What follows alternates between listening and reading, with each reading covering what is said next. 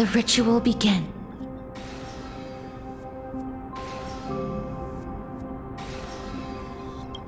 And now, the objective is complete. That is all. Such is what Professor Anaxa always says after preparing for an alchemical ritual. And now, Pollux, I shall lift you from the river of souls and reforge your soul. Perhaps you will be disturbed by this, and your body may become horrifying to behold.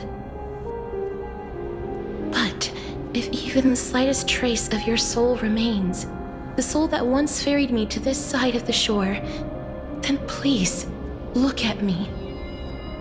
I wish to thank you in person. I have obtained everything you sacrificed your divinity for. Lady Almanette. Did she recognize you? Oh, she must be the first soul we can communicate with here, right? I'm afraid she is just another spirit trapped here, like the rest of them. The only difference is that I was there when she died.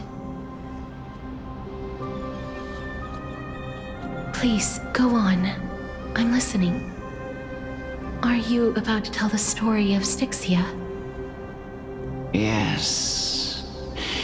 You're just as smart as I imagined, but... never mind. Now's not the time. There's no need to worry, Elder. Take a look around you. You're already at the resting place of the dead. The world of the dead. But how?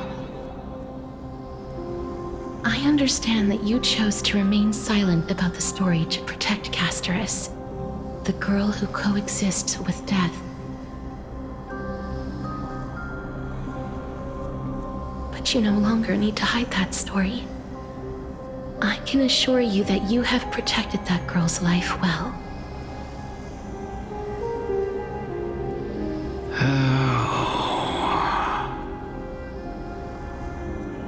Well, in that case, let me begin. Styxia, the pearl of the ocean, plagued by unwarranted calamity and ravaged by death in the fairy tale. It was the first city-state to shift their faith towards death, even before Idonia did. From where you stand now, I suppose that's a bit hard to believe. Right? Indeed. I cannot imagine that those from the era Chrysia, blessed with eternal life, could ever yearn for death.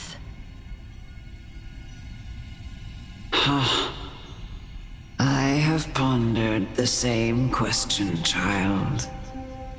But I am afraid there is no clear answer to it.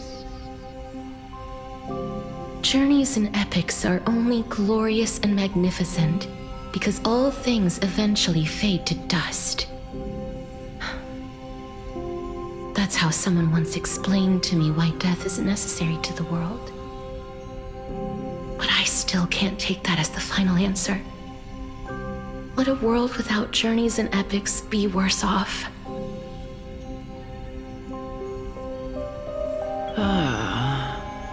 I take it the one who spoke this line was a general, or perhaps a warrior. I, however, did find some inspiration in these words. Would you like to hear my thoughts, Casterus? Please enlighten me, Lady Almanette. Though I have already made up my mind on how to handle the authority and core flame of death. your words might truly guide me toward the path forward. You and I are neither warriors nor generals. Therefore, journeys and epics cannot truly resonate with us. But what if I reframe it like this?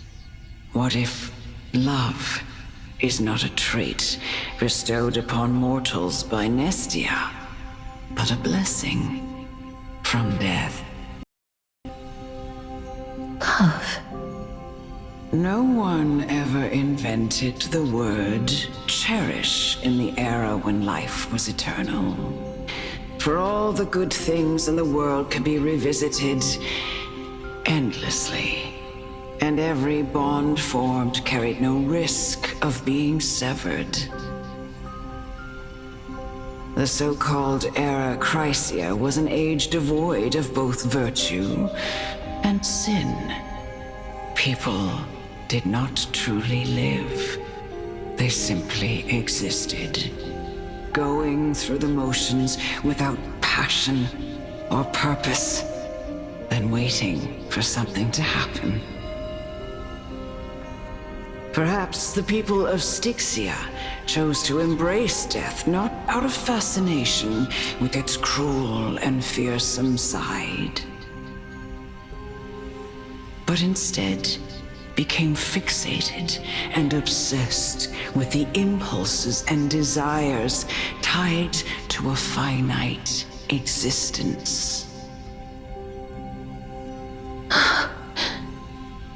Therefore, death is not a thing of fear and desperation, but... That's right, Casterus. It is the reason we shed tears when parting ways, and also the original spark that ignited the passion of mortals.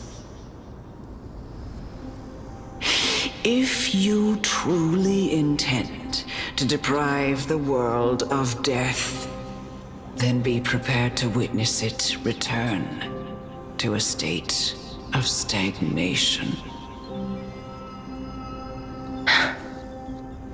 I understand, Lady Amunet. Our limited lifespan shapes all that we know and love. Not even the Death Titan has the right to take that away from humankind again.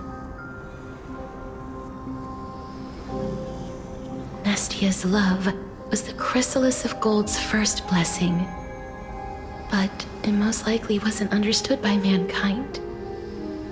We only learned to interpret this wonderful gift after Thanatos' arrival.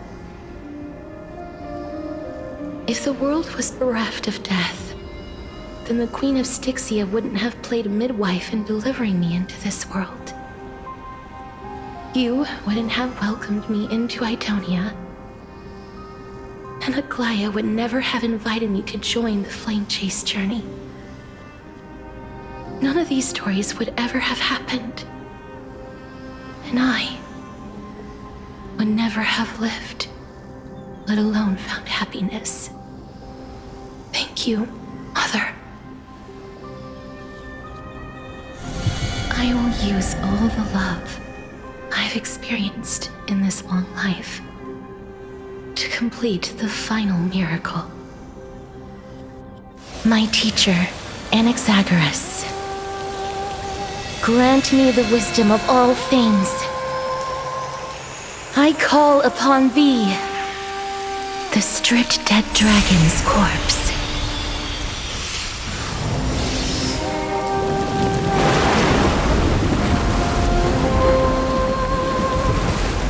Rises from the earth, falls from the sky. As above, so below. This is the greatest power of all powers, unstoppable in this world.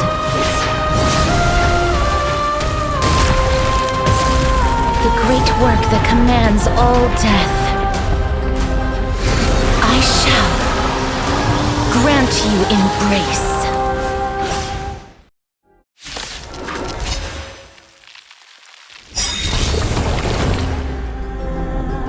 Let's try it this other way. Trust me. We can do anything!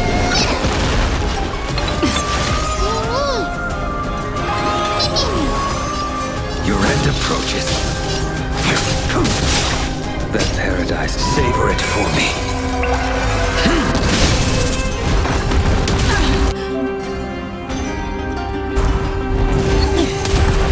Is the girl who once saved my life truly gone? Or will you show yourself again once we eradicate this hatred and regret? Nice like a good, my friends. Indulge yourselves!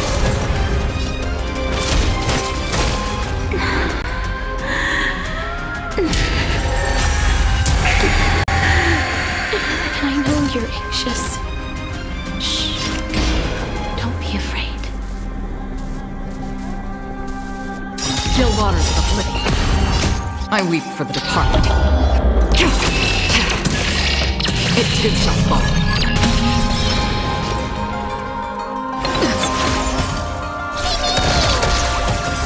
Fail to send you. Step up, let's see ya. Time to mix things up. In the still waters of oblivion, I guide the wandering souls.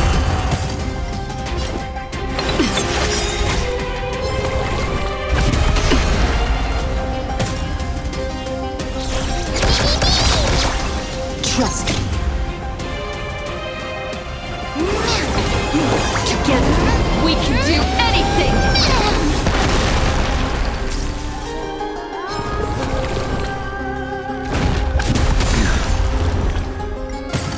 In the mood for another beat?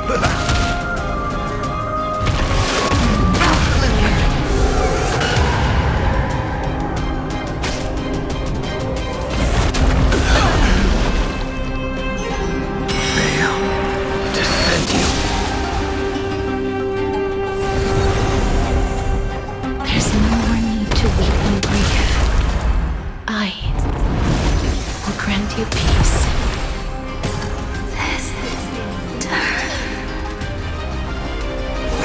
Yes, it's me. I'm back.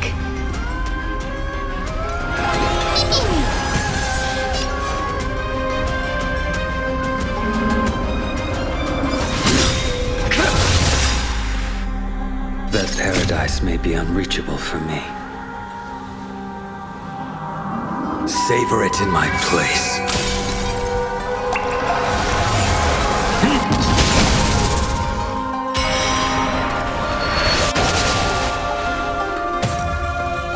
Another journey begins. Systems as fleeting as the dawn's dew, destined for oblivion.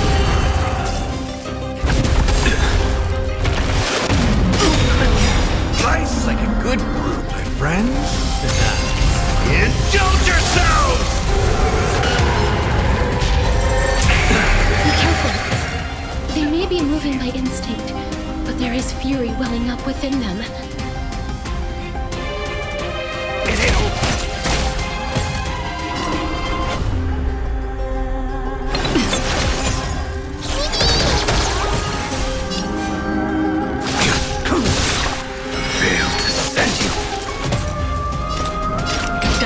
For oblivion. Time to mix things up.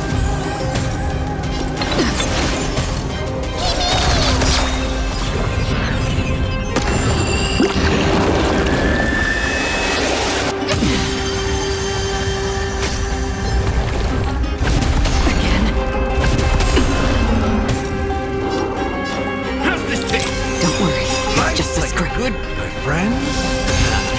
Indulge yourselves! Trust me.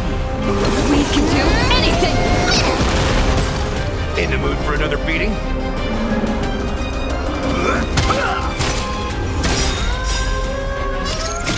I weep for the departed.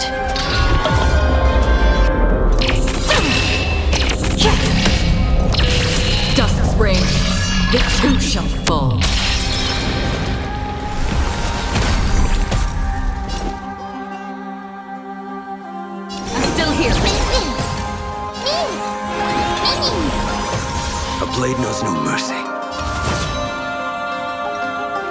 Your end approaches.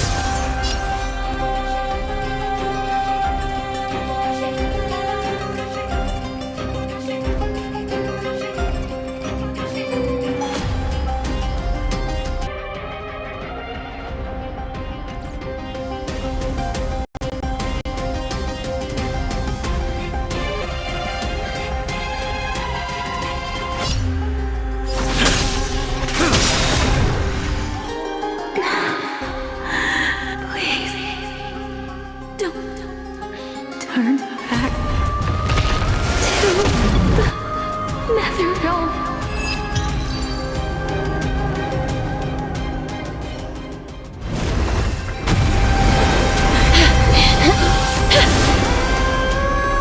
Oh, death. Sleep in peace.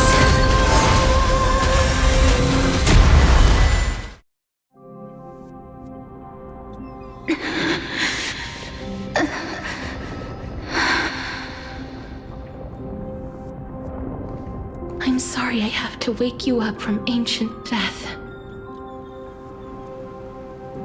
And I know you're anxious. Shh. Don't be afraid.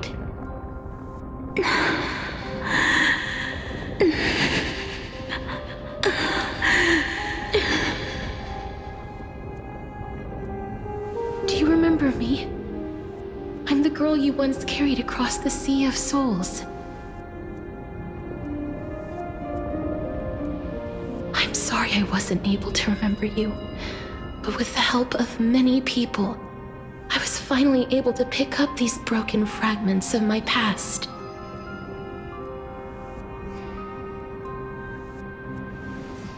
I'm back, Pollux.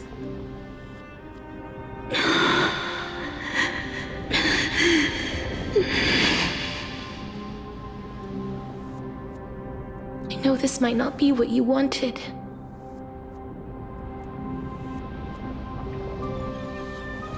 But I have to do this.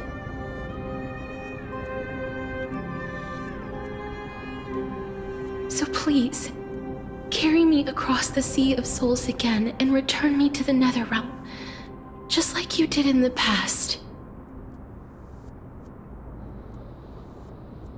Please take me to where the core flame of death rests.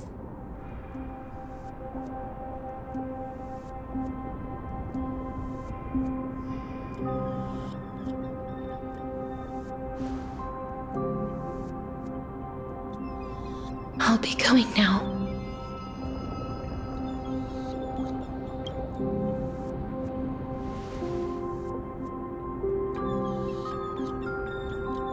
They may look scary, but as long as...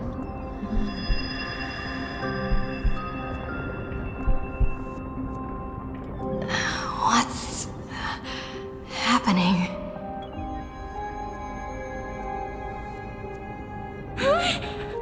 What's wrong?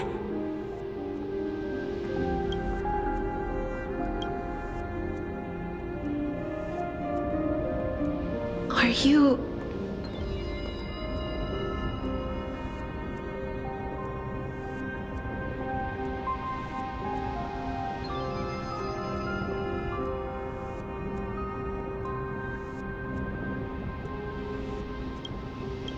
What's wrong with her? Her time is almost up. If I don't go now, I'm afraid her soul will return to Thanatos' embrace before me. What? Oh no! Is there anything we can do? Don't worry. I promised I would ask Thanatos for the Trailblazers' right to roam the Earth again.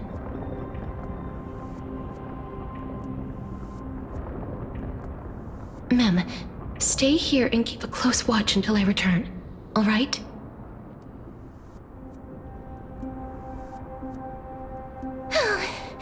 All right.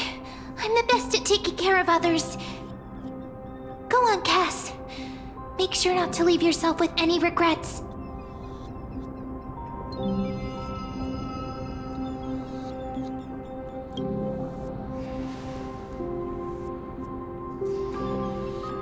It's a deal then.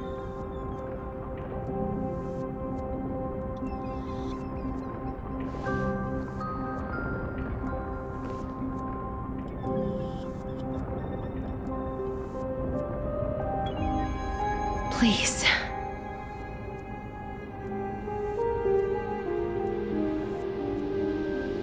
Wait for me.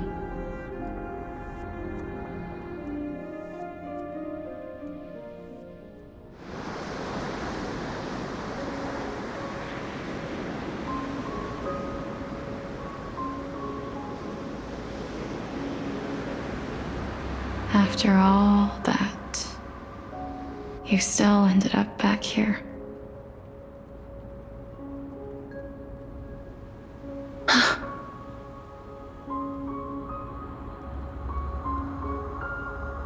So the legends were true.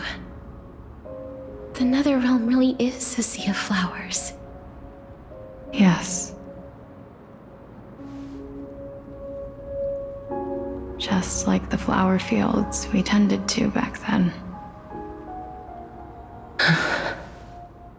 Is that you, Plixia? Do you remember me? I don't have the memories from that time, but I've seen you before during an experiment. I see. Call me Thanatos, then. It'll be easier. However, since you recognize the name, you must already know everything about Thanatos, right? Yes. I'm here to reforge the order of life and death in Amphorius.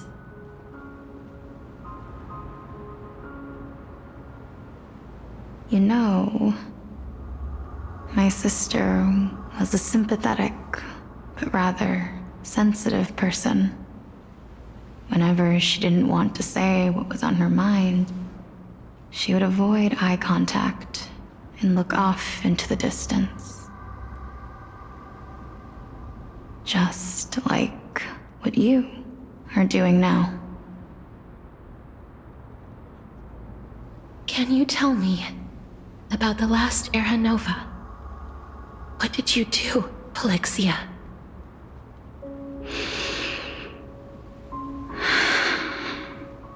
Where should I begin?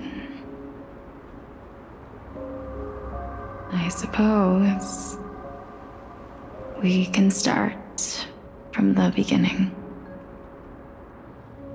A long, long time ago, there were a pair of like-minded twins. As foretold in the prophecy, they were chosen to be successors to the god of death. But fate was cruel. The price of attaining divinity was to take the life of our closest kin with our own hands. That trial was indeed recorded in that memory. Then you should already know that my sister voluntarily gave up her own life so that I could ascend as the demigod of death.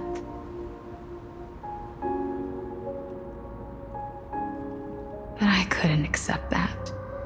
Why did we have to kill each other for a future she'd never see herself? That's not fair.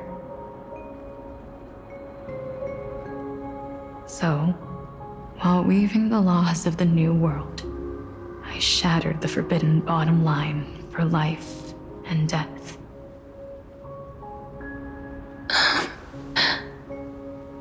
I reshaped my sister's soul and took the form of the great dragon Pollux to carry her up the River of Souls and back into the mortal realm. But our fates were already decided and manifested in unexpected ways in response to my futile actions. Aging is an unbreakable law of nature laid upon humankind, created at the same time as death. When the living die, their souls will meet Thanatos, who would determine where every soul goes. If the Reaper raises their left hand, the soul is granted death and allowed to enter the Netherrealm to await reincarnation. If they raise their right hand, the soul is rejected by the Netherrealm and returned to the mortal realm to continue walking the earth. That's why the Hand of Shadow can only lay down judgment and not embrace another being. Yes. Death was originally a pair of hands, but they were split in twain when we reached the mortal realm, never to touch each other ever again. The half of Thanatos that represents life, the undying human who grants death, that was the curse I forced upon you. Then, what about you? As the half of Thanatos representing death, I shoulder the fate of defying death. I died the moment I entered the world of the living. From then on, my Titan also no longer existed in this world. The cycle of life and death stopped. Souls were denied their audience with death and were left stranded within an ever-rising river of the dead. What irony. My selfish desire to save your life gave you and the world a fate far worse than death instead. Then, what was left of my reason was left behind in the Netherrealm, where I've been taking care of these flowers day after day, until there is now a sea of them, all while mulling over the subject of life, death, parting, and enduring in endless loneliness.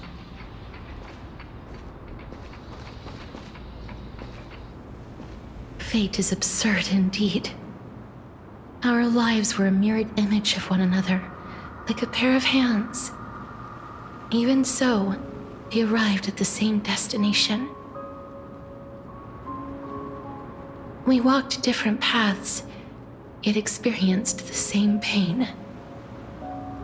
I had hoped that maybe you would at least have a good life in this cycle. I'm sorry. I lived my life well. It didn't go to waste. As far as I'm concerned, you did nothing wrong.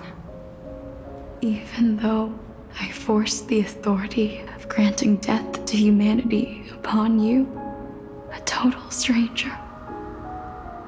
Too many responsibilities were forced upon me in the course of this long journey.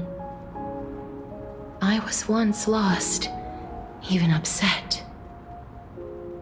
But I realized recently that if it weren't for your blessing, I wouldn't have understood the source of these emotions, nor would I have realized my purpose. I wouldn't have made it here to reunite with my missing half. And we wouldn't be discussing our past while sharing the same view of this landscape.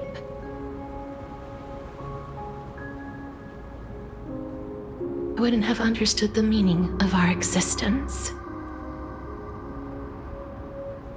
The meaning of our existence.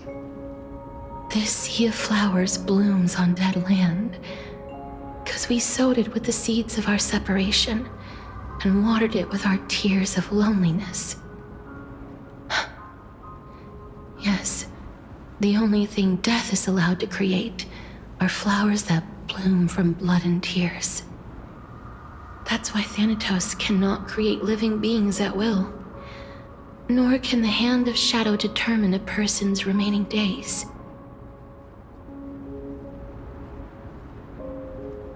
Because the life and death of mortals should never be dictated by another's will. Are you saying there's no point in Thanatos' existence? No. No single being can bear the scales of life and death on their own, not even a god. Life and death weigh equally heavy. We both know that now, don't we? You, too, must have had a difficult life.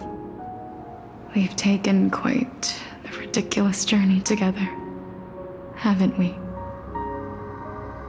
I had a feeling, even back then, that we would meet again one day. Not to embrace one another after a long separation, but to come in search of retribution. Tell me the answer that's already been written, and let us draw this seemingly endless fate to a close. It's been far too long. I've waited here for centuries, watching day after day as desperate spirits are denied by this lonely wasteland. I always hoped I would see you among them, but I was also afraid of seeing you. I didn't know how I could possibly face you again, but more than anything, I was afraid that you might have forgotten all about me. I know. But don't you see, Polixia? I made it back anyway. You don't have to shoulder death's authority on your own anymore. It was always meant to be held in two hands anyway.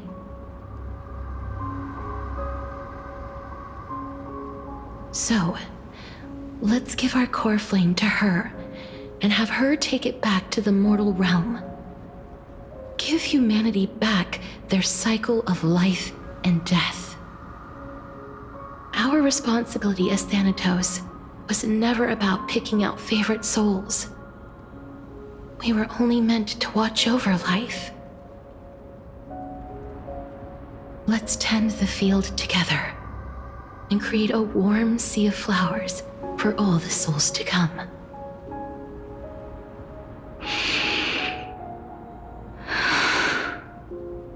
What do you think, Polixia? Yes, just one last step.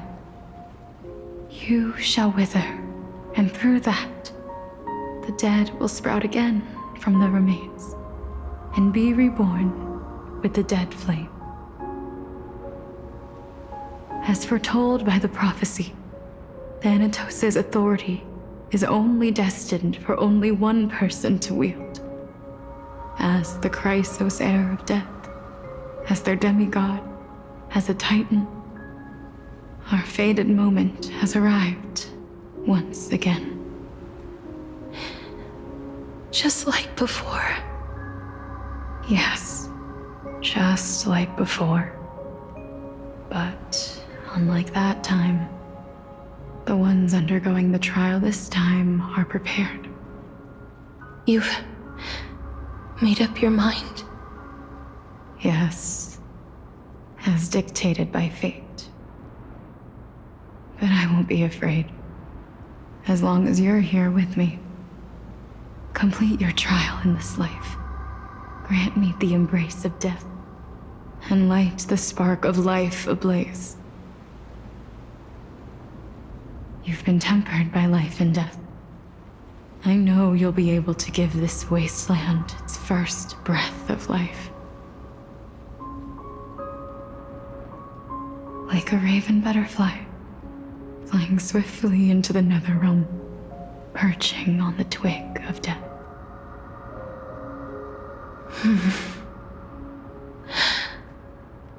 I will.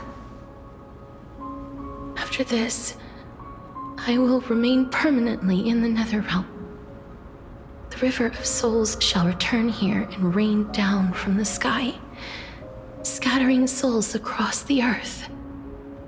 The cycle of life and death will flow once again.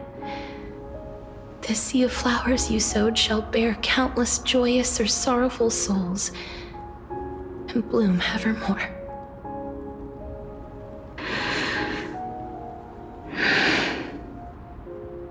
Thank you. Just one last thing. Can you grant me one wish? Of course. What is it? Please, don't forget me. I promise you, when we meet in the next world, even if I have endured another reincarnation, even if we do not know each other's names, I will still hold you tightly in my arms, just like what I did when we were born. Casterus,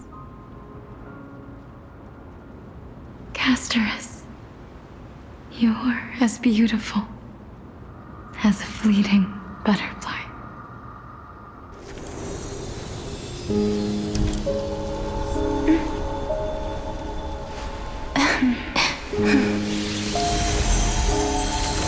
I will bring rest to death. And from now on, stagnant life will once again flow.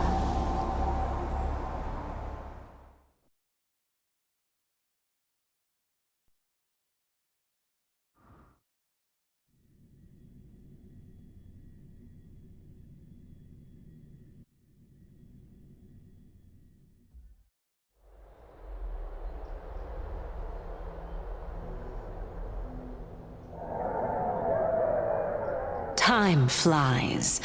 In the blink of an eye, the 15th entry hour is already at hand.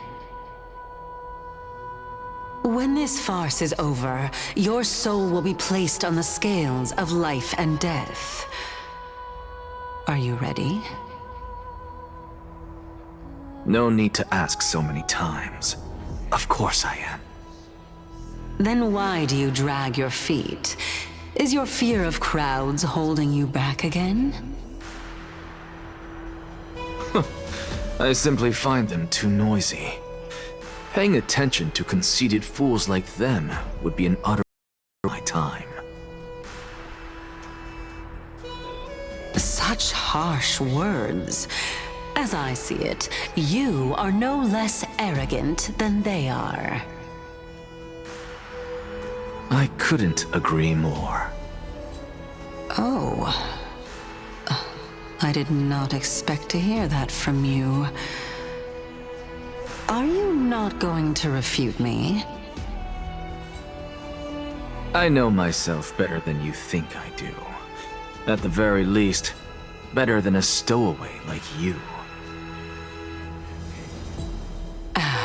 And they say men whose ends are nigh have but kind words. Well, that is exactly why I chose you. Should I thank you for the compliment? The hour of the trial has come. Do you have an answer for me? And how will you prove the veracity of your argument? I suppose there is no point in putting this off any longer.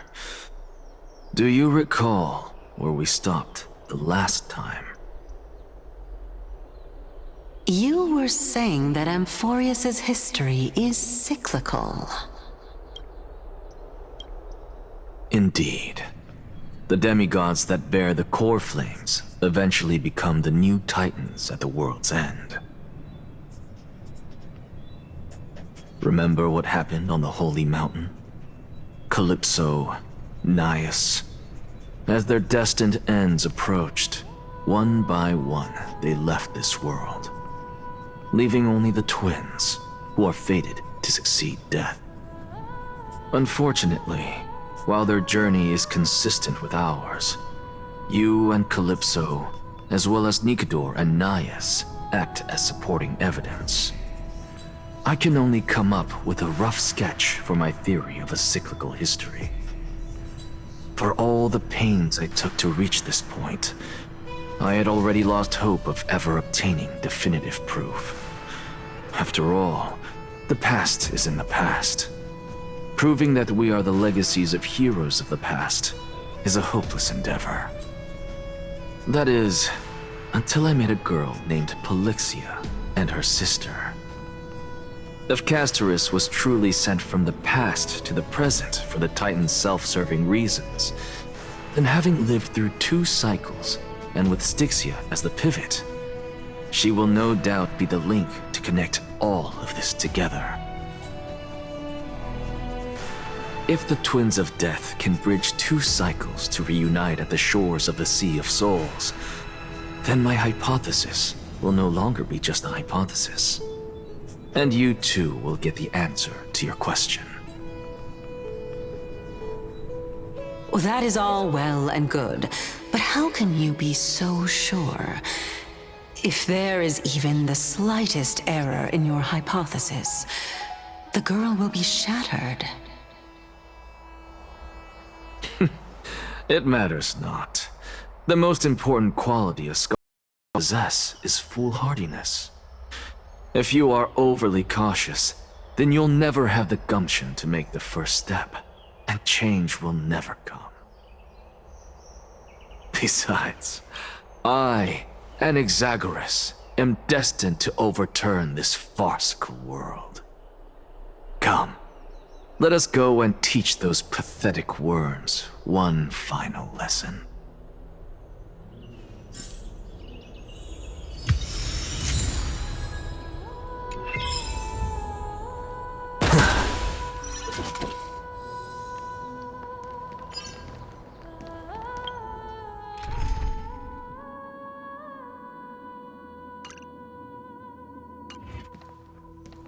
Watch this magic trick. Watch this magic trick.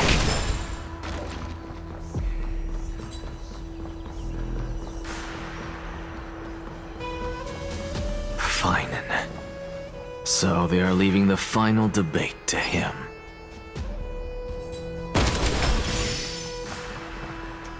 Let those Chrysos heirs who started this terrible war hear you. Let them hear the voices of the people!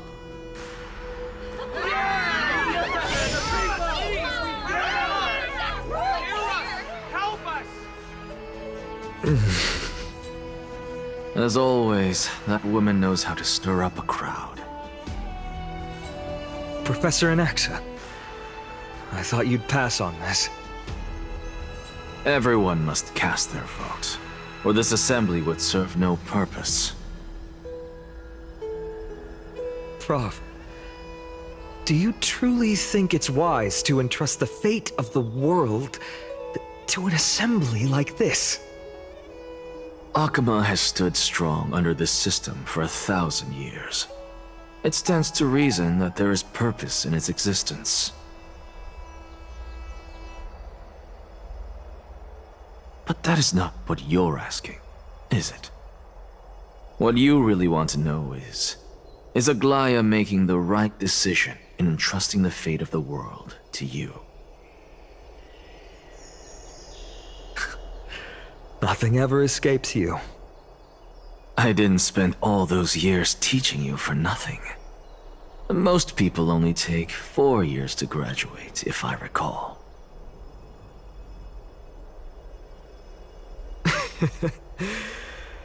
To tell the truth, I feel like I'm on my way to an execution chamber instead of a podium.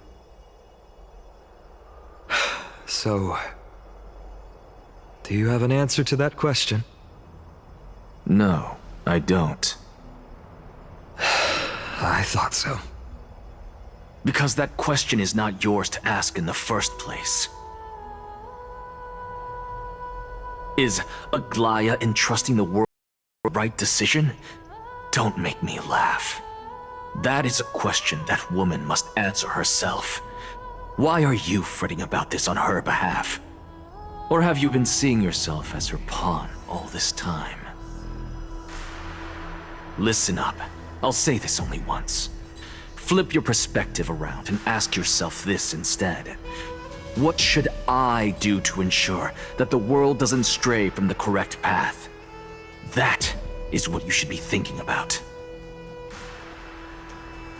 You still have time, so give it some thought. Oh, and don't bother telling me the answer. Tell it to those begging for salvation from the gods. Got it. Thank you, Professor Anaxa. That's Anaxagoras to you. Who will you be voting for? That'll depend on how well you perform. May Circe safeguard your thoughts.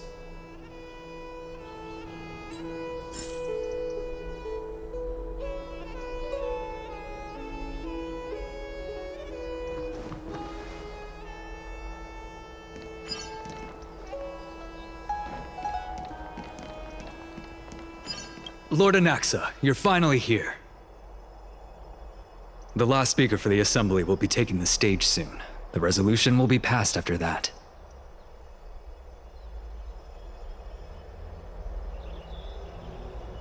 Lady Kindness has reserved a special seat for you. Shall I show you to it? All right. This way, please. I actually don't necessarily mind things remaining the way they are. I'm a little nervous. Thank you. Elders and citizens, silence, if you please. As the Theoros, I present to you Phinin of Ides Elysiae, virtuous citizen of Akima, and the last speaker of the Assembly. Much obliged, Lord Lycus. I remember him. He's the penniless lad working for Aglaya. Where's Lady Goldweaver? Why is she sending this guy to give the last speech? Is this really the end of the Flame Chase journey?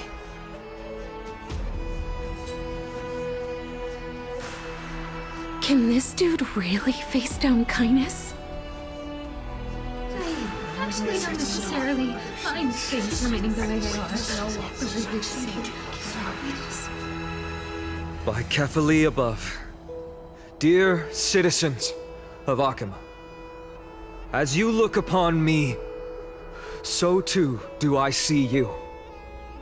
I see your fear and misgivings, your apprehension about the discord between the Chrysos heirs and the Council of Elders, and your uneasiness about the future of the Holy City. Yet, before you contemplate something as grand as the fate of the world, I ask that you look closer. Look beyond the horizon illuminated by Kefali, at the crisis threatening to overwhelm us. What? Ides Elysiae, my beloved hometown, is a village forgotten by time. It is a place with the most invigorating breeze and wheat fields that spread all the way to the sea. I once thought that there I would enjoy a lifetime of peace and quiet with my friends and family. How I wish I could invite all of you to that paradise, far from the noise and chatter of the world. Alas, I can't. Because she, and all that she nurtured, all that I loved, they have long been devoured by the black tide. My beloved home is no more.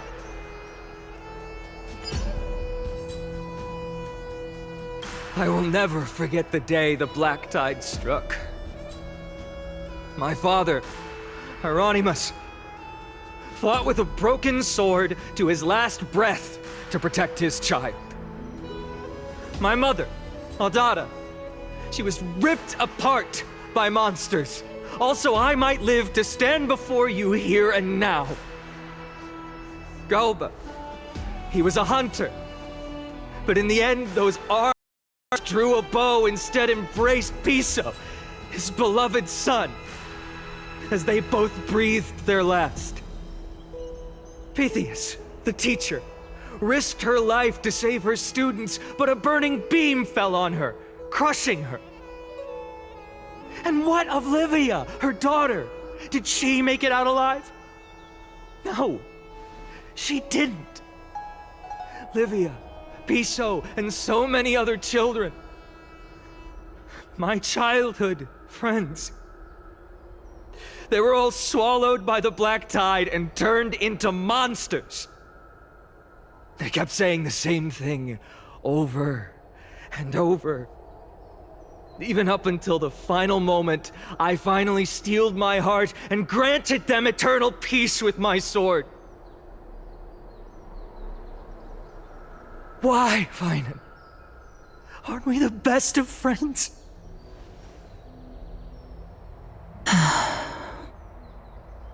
That is the black tide. A looming threat that can bring Akima to its knees any time. Kindness may have promised that with the 3 Titans of Calamity gone, Akima will return to an era Chrysia once more, but much as it pains me, I must disappoint you. While the demigod of strife has done everything in his power to back, they are still coming. By now, the name of that black-robed swordmaster, the Flame Reaper, has likely echoed throughout the city already. The roaring thunder is a message from the strife demigod. The Flame Reaper has risen from death, and they hunger for the core flames of the gods.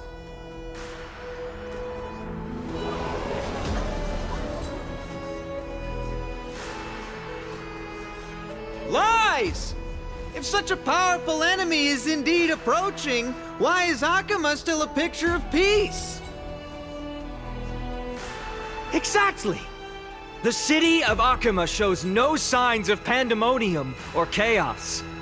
And why is that? I beg you, spare a moment to think about this. Are we able to stand here and hold this assembly in peace today because the danger has passed? No! This peace we enjoy is no gift of fate. We are able to stand here today only because the Chrysos heirs have stepped up and shielded Akima from calamity. With her golden threads, Aglaya has preserved and continues to preserve these idyllic days that all of you hold dear. The Council of Elders claims that Aglaya will one day forsake the people because her divinity is eroding her body and soul. But ask yourselves this. Rather than offering her aid and support, why do they choose to watch and push Akima away from the Flame Chase journey? The answer that no one can bring themselves to speak of. A truth stained in blood and buried in greed, fear, and vanity.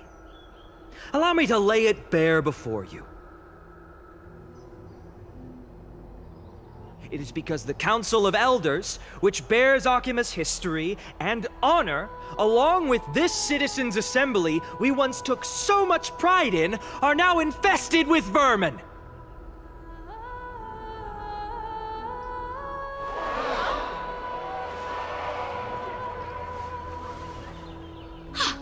You insolent whelp! How dare you! It is true that Aglaya has reached her limit. Why? Because she has been working tirelessly to weave the defenses of our holy city against the encroaching evil. All while these vermin are making up baseless accusations about her and scheming in the shadows. Not once has she ever failed Akama. Yet these vermin attempt to tear her apart, tarnishing her name with unfounded allegations. She may have been blessed by divinity, but hasn't her heart always stayed true to humanity? They attempt to mislead you and reduce this assembly to a crude standoff between gods and humans, but citizens of Akama. Once more, I implore you to open your eyes and look at those around you. Examine them closely. Beneath all that finery, do you see the good heart of a human or the poisonous glands of a pest? Make your judgment, then turn your gaze to the demigods whom so many of you regard as cold and merciless. Do you not see the light of humanity in them? And those who wear the mask of humanity yet utter only hurtful, slanderous words. Can you not see that their souls have been corrupted by power?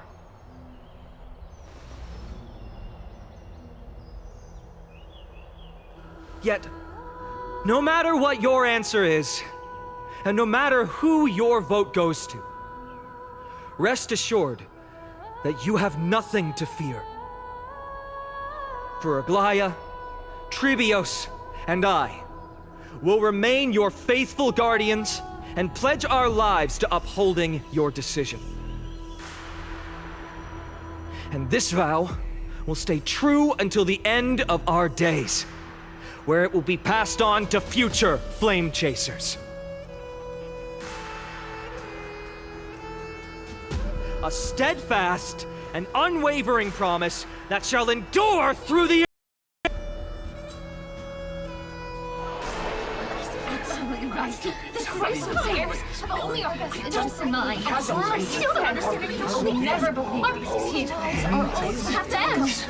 So.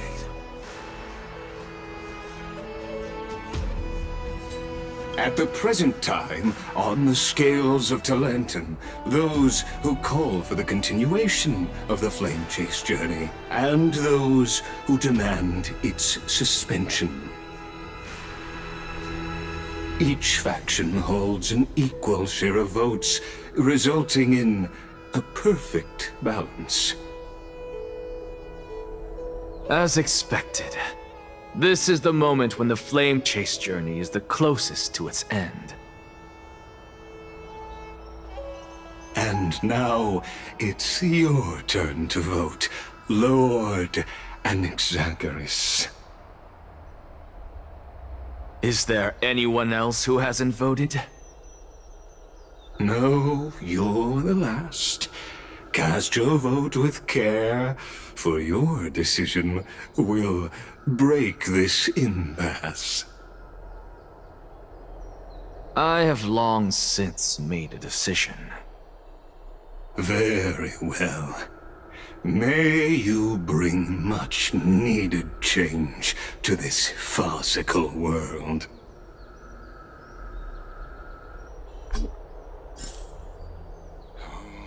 The last vote. Always the performer.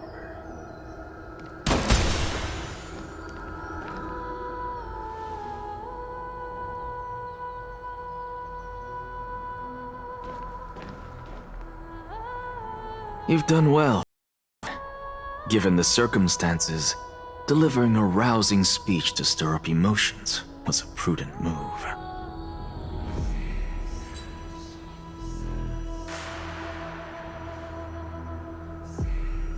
Thank you all for your patience. On behalf of the 7 sages of the Grove of Epiphany and the scholars of Amphorius, I, Anaxagoras, am ready to cast my vote. But before that, in the interest of fairness, Lady Goldweaver, I pose a question to you before all who are gathered here. Will you, as Finan has promised, stand by the decision made in the Assembly, regardless of outcome? In the interest of fairness, I make no promises. lest it should influence your decision. Very well. I thank you for your honesty.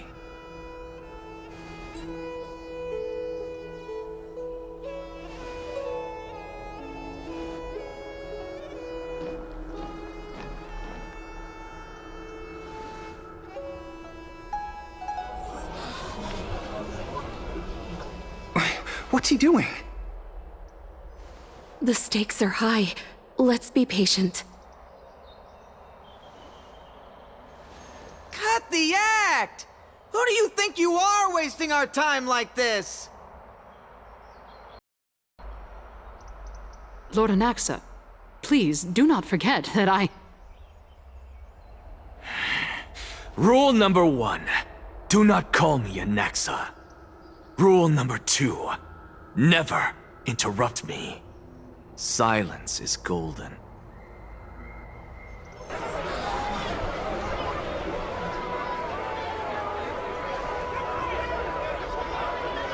Just vote already. What are you waiting for?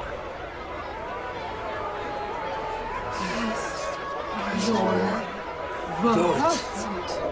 Cast your vote.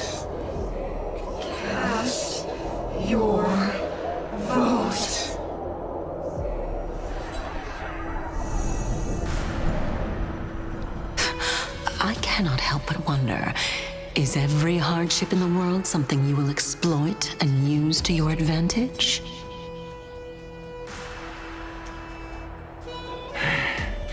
How else am I supposed to make use of this situation where my body and soul are separated?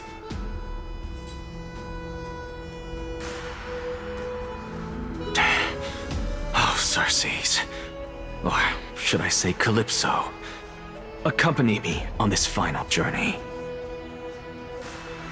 Let us journey to the Netherrealm and see how she will substantiate the answer to your question and validate my decision.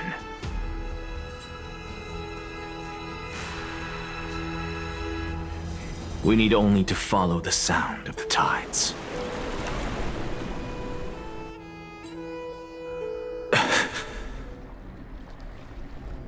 You are...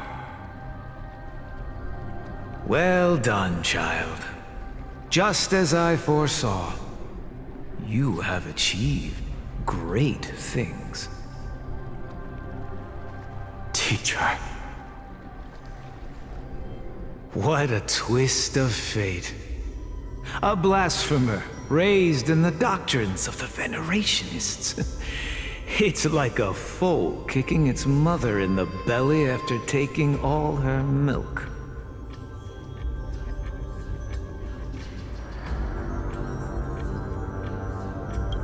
I respect you immensely, sir, but...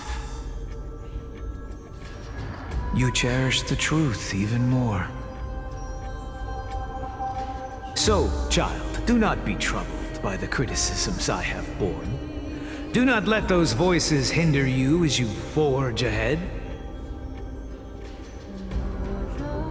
As the sage of the Venerationists, I am duty-bound to oppose you. But, as your friend and mentor, Anaxagoras, I say, go forth, for the truth is already in your hands. I will keep that in mind. Go now, child. Your lonely pursuit is about to welcome a new chapter. And when you reach the end of this journey, may we meet again with the truth before us. You have my word, sir. May Circes safeguard your thoughts.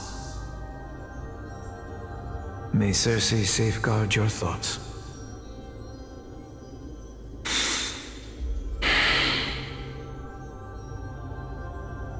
You are right, Empedocles. My lonely pursuit is about to welcome a new chapter. I must be on my way now. May we meet again with the truth before us, Empedocles. What are you waiting for? Just cast your vote. Silence! Silence, everyone!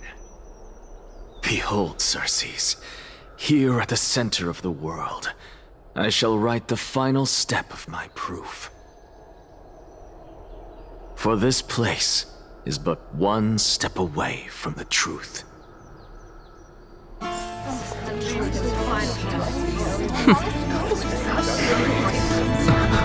Professor, I completed the proof you wanted.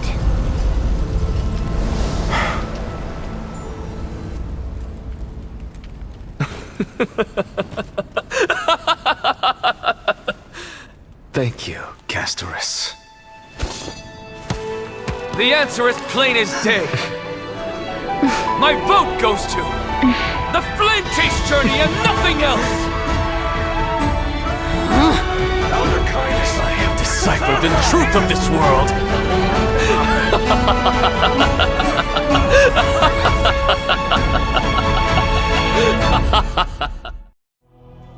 With the balance shattered, the result is clear.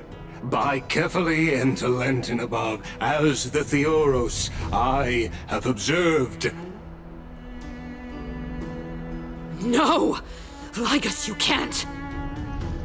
Onyxa, what have you done? Have you lost your mind? I hope you are prepared for the harsh punishment awaiting you. Mark my words, I will make sure that clever head of yours never forgets the price of betrayal! Have you forgotten? I told you that happens to be one of my rare talents. You put on such a grand performance, just to aid their preposterous flame chase journey? Performance? No, you are quite mistaken. I may be paranoid by nature, but I've always been known for my honesty. If you really understood me, you'd realize that I never had any interest in your pathetic little game of politics. Factions, standpoints, they are jokes in my eyes. I have never once switched sides. Because I, and I alone, am the truth. Lady Kindness, with all the citizens here as witnesses, we should honor the spirit of democracy and respect the decision of this assembly. I have observed that Akama has chosen her destiny. This citizens' assembly has resolved to continue the flame chase journey. This resolution shall be put up on the wall of heroes, such that all citizens are aware of the city's way forward. You! It seems not everyone is ready for the assembly to end. Very well. Let me entertain you for a little longer. By your leave, Lord Ligus. Interesting. Elders and citizens, your attention, please. Stay for a moment more, if you will. Anaxagoras of the Grove of Epiphany has an announcement for the assembly. What is this performer up to now? Absolute flame chase journey. What do you think he'll continue? I don't know. So apropos. Frankly, still. Just moments ago, all of you made a decision on the fate of Amphora. As a supporter of the Flame Chase journey, it pleases me to see the choice you have made. But I regret to say that I still harbor doubts about this outcome. Thus, I hereby challenge this resolution. Tell me, who among you dare swear to Kefali's name that Era Nova will truly welcome the fairy tale ending that the Chrysos heirs have promised? A beautiful new world free of calamity and madness? Nonsense! That's impossible! What is he getting at? Of course he... Not even for a second. No one? Must I pick somebody to answer? Very well. You, the one acting so wise and profound, in front of all present here, do you dare swear that it will happen for sure? No? Fine. Next. You, the one with ignorance written all over your face. Yes, you. Do you dare swear by it in front of the Titan? What are you trying to do? Useless. Your turn, then. With that smug look of yours, you must be confident that the Flame Chase journey is the best course to take, right? Hey! Mind your tongue! So, no one? I see. In that case, Finan, answer me this. Your speech was filled with such passion just now. How confident, then, are you in making this promise? Professor, what are you doing? Let him continue with his performance.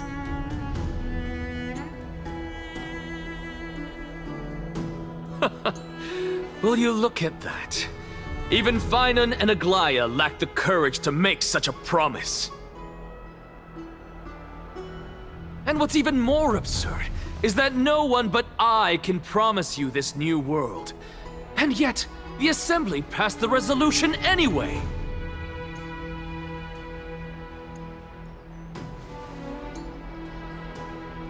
But you needn't worry, because I knew better than to trust you good-for-nothings.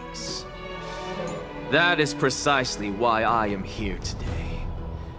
To give you one final lecture. Now listen up and listen well. I, Anaxagoras of the Grove of Epiphany, hereby declare everything that the Flame Chase journey promises is true! Finan of Ides Elysiae, the prophesized demigod who shall succeed Kefali, will reforge each and every one of us in the new world with his complete, intact memories. What? The core flame-bearing titans were the Chrysos heirs of yesterday, and the Chrysos heirs who carry the core flames today will become the titans of tomorrow.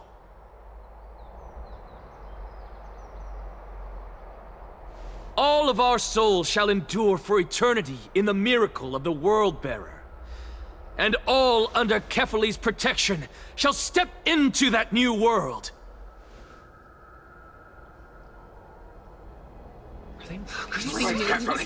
This is pure blasphemy! Say that. It's impossible. What? Are you saying that we must bow down to you and worship you even in our next lives? Enough, you blasphemous imbecile! How dare you try to deceive us with all these lies and falsehoods? How can you prove? I told you, don't interrupt me. But since you've asked, I shall be kind and indulge you. My statements are based on my experiments on the divine body of Kefali themselves. You heard me correctly, everyone. With the tacit approval of Kindness and the Council of Elders, I fused my soul with the god through alchemy and learned the truth behind Era Nova. What is he talking about? Isn't that pure blasphemy? I, The vile, wretched blasphemer deserved nothing less than death for my sins. And the Council of Elders, which granted me consent and aided in committing this atrocity, should face punishment alongside me.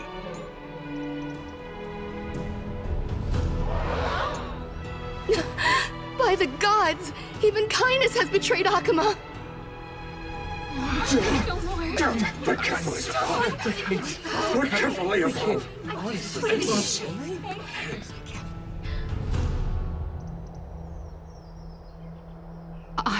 I had no knowledge of his transgressions. He did that on his own. The Council of Elders bears no responsibility for his actions.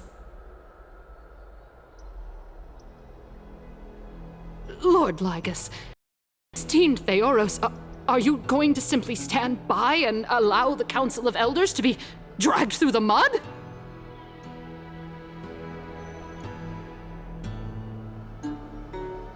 If the accusation is true, I will acknowledge it. If not, my conscience stands unburdened. Lady Kindness, the reputation of the Council of Elders was not built in a day, nor will it be shattered overnight. Repercussions await those who fool the people, and punishment must be meted out on those who abandon their vows. We should respect this beautiful city and her people. You... Lady Aglaya, the Gold Weaver, I humbly ask that you take on the responsibility of overseeing this judgment in the name of the fairness of Talantin and the justice of Kefali. Considering the circumstances, and in accordance with Akuma's codex as the only demigod among us, you shall rightfully wield this authority. The honor is mine to bear. How is this permitted? They can't let this happen. Somebody do something. This is how we're supposed to go. Elders and citizens, silence, if you please. Anaxagoras of the Grove of Epiphany has made his statement clear. As per Akuma's codex, I request all present citizens to stand with me in exercising the right of judgment. First, Elder Kindness of Akuma and Lygus the Theoros stand accused of neglecting their duties and abusing the law, leading to the egregious blasphemy against a god. In the names of Talantin and Kefali, Akuma is to form a committee before the 7th action hour to conduct an investigation and disclose the findings to the public for subsequent judgment.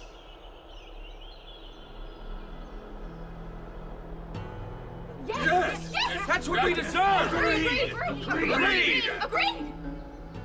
Curse you! Now, concerning Anaxagoras of the Grove of Epiphany, he has confessed to grave blasphemy against Kefali. In the names of Talantin and Kefali, the accused must be the people's voice prior to the execution, for a chance at a reduced sentence and possible pardon.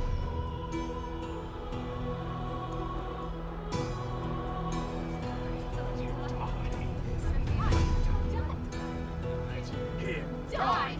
Let him die! Let him die! Let him die! Let him die! Let him die! Let him die! Let him die! Let him die! Professor. Let him die! Let him die! Let him die! Let him die! Let him die! Let him die! Let him die! Let him die! Let him die!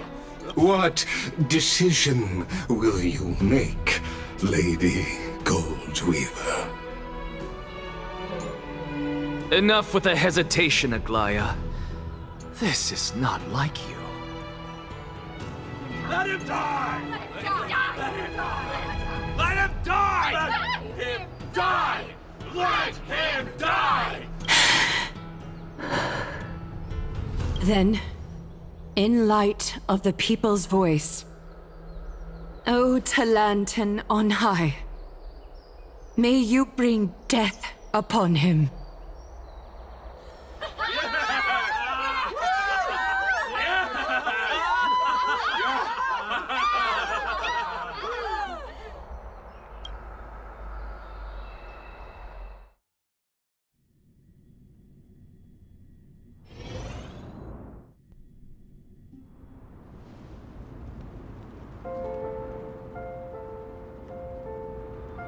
A sea of flowers. What is this place?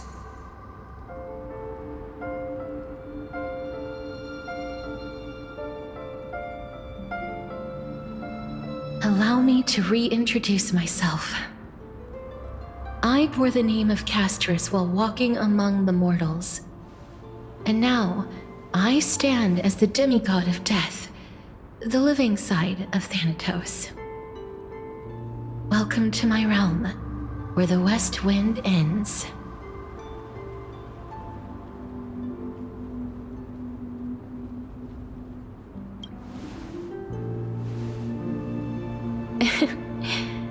Every departed soul who has arrived here has expressed the same. Did you know? Every flower here was planted by Thanatos himself. These flowers were originally both lifeless and immortal, but in the first rain brought by the River of Souls, they were given new life, flourishing as the bearers of countless souls. And it is my duty as the Master of Death to tend to their well-being and foster their growth in this serene haven.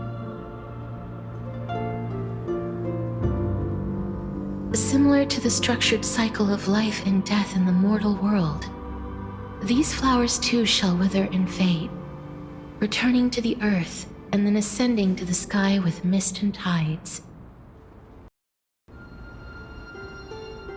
Eventually, they will descend to the mortal land as gentle rain. Every soul undergoes the perpetual cycle of reincarnation, albeit in varied forms, until the world meets its end. Yet, sadly, there's no time left for Emphorius to wait for when the flowers bloom again. Now, death is the power at my fingertips. It once led the souls of the deceased here, but I shall open the gate of the netherworld and return you to the realm of the living.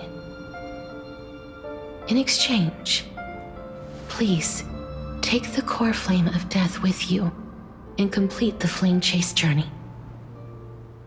Do not let our work thus far be in vain.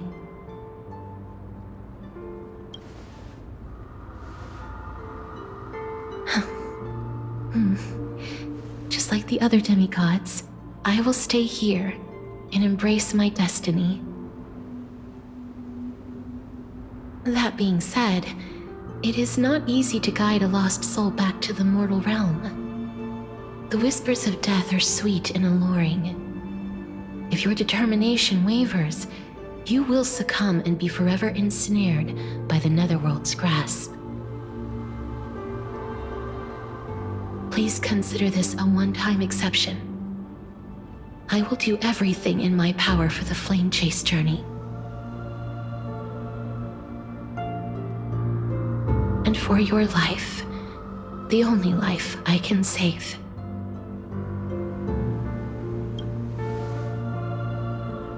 I am glad to hear that.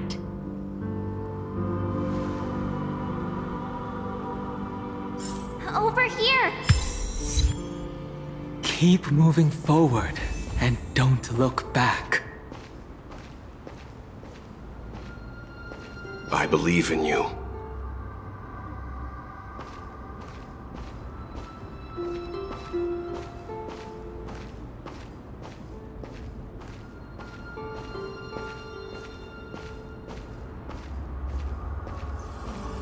Please, I beg you, look back for me.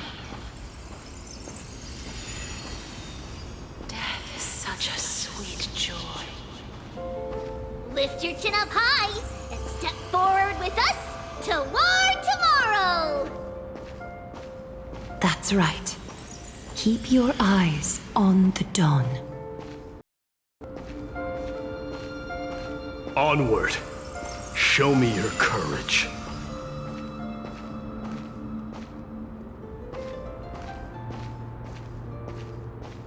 Partner, we shall become heroes together.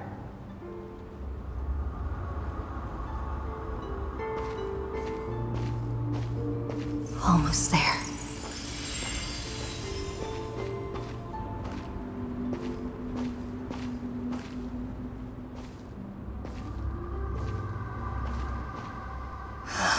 Finally.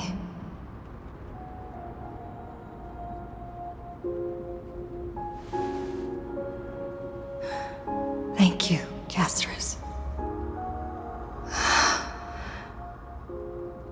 Since I've already made it to the end, maybe I can have one last glance at that sea of flowers.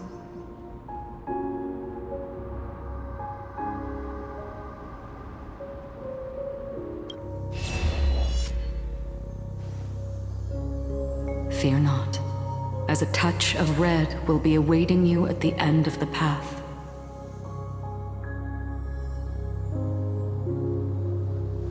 It'll guide you and illuminate the way out. By doing so, you'll eventually reunite in the warmth of the sunlight.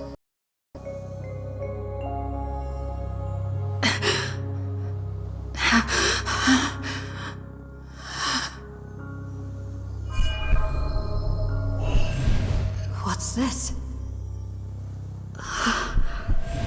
What in the world are these shadows and voices? All of this is proof that you once lived. Your soul, your memories, the years you've journeyed through, and the path they revealed, leading you back home. So, continue onward. Do not stop moving forward, and do not let her sacrifice and the support of all who have stood by you be in vain. Over here, friend! Take my hand. Let's go home.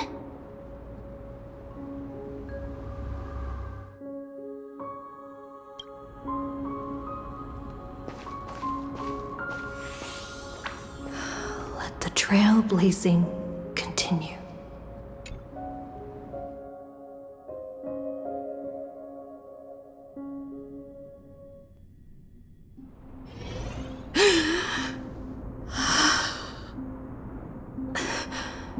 I'm back. At last. I knew you could do it. Your soul is still perfectly whole, as if some kind of force is trying its best to keep it together. Is it Ornyx's final blessing? Or is it a miracle of your own? It's truly incredible. Such a strange surge of familiarity. So hard to describe. Perhaps it is fate, once again fulfilling its own design. Or perhaps it is the laws from beyond the sky, so familiar to you, that intertwined our fates long ago.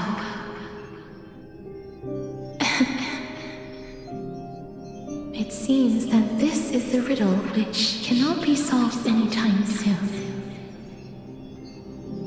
The sensation of becoming a demigod is truly wondrous. It's as if the river of souls is winding its way through the depths of my spirit, transforming with each breath into a fine rain that nourishes the world. Do you recall that prophecy? At the end of the sea of flowers, the souls of the living shall warm thy fingertips, and after an embrace, there shall be eternal separation. I promised you that I would do everything in my power to give it another meaning. Now, as I stand as a demigod and destiny draws to a close, I can finally end it in a way that is as beautiful as it deserves. The wish I once sought but could never grasp is now within reach. In this brand new world, every blooming life will lift its arms in celebration and recount the profound meaning of this very instant.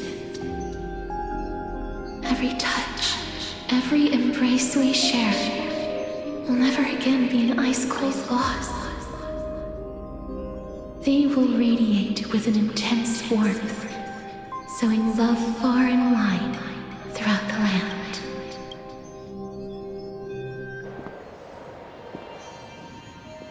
The other shore is very cold.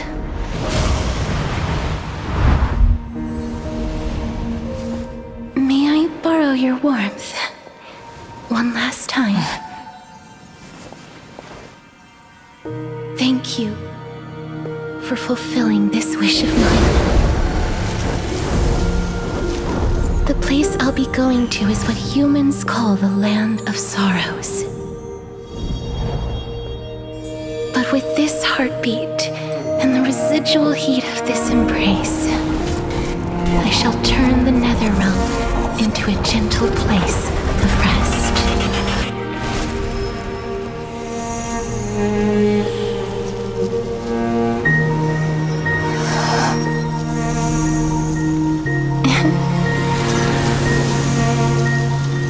This embrace may be brief, but it's the proof that I once lived.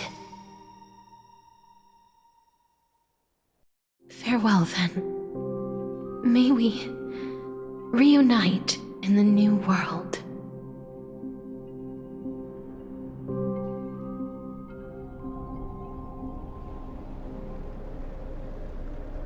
That grand and absurd performance was what you've been seeking your whole life?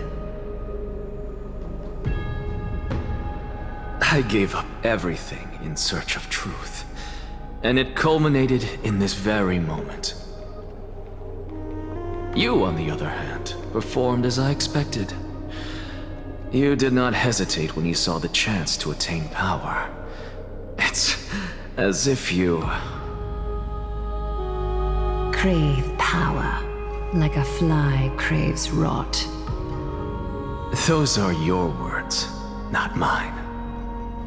But what you said at the end, did you already know what I had planned for Thynan? I may have lost an eye, but my vision is clearer than anyone else. You've nearly exhausted your humanity. You're no different from my current state as a walking corpse. That's true. I've long since burned to ash over the past 1,000 years. Only he is capable of unleashing a raging fire that rivals our final great enemy, Aquila. So, this is our last chance. How about we let go of the bad blood between us? May I resonate with your core flame, Aglaya? Please do. That's impossible. To persist with your soul thinned to such an extent. You're insane. Just as you fight to lug your corpse onward to complete your unfinished goals, I have my own reasons for doing this. Until Finan grows into his position as the prophesied leader, I must continue to lead everyone on the flame chase journey. I must keep inching forward, even if only as an empty shell. I've long predicted this was the case, but I didn't think you'd already lost so much. How ironic. We would have avoided so many misunderstandings if you and I had just spoken this candidly before. But casting aside our ideological differences, there is one thing you and I agree on. Finan. Yes. He was born to be a hero. He understands the hearts of the people, and I can confidently say he is a far better leader than you. Only he is capable of fulfilling your mission. Sadly, he is a man cursed by Nestia. But by my estimates, his horribly elaborate sense of style should not impede Era Nova. Congratulations are in order. We found common ground at the very end of our destined paths. When you put it that way, it makes me want to take back what I said. Glaya, we're back. Come welcome our great hero reborn from the ashes. I hope he didn't hear your earlier assessment. It wouldn't be the first time I criticized him. A man should be aware of his own shortcomings.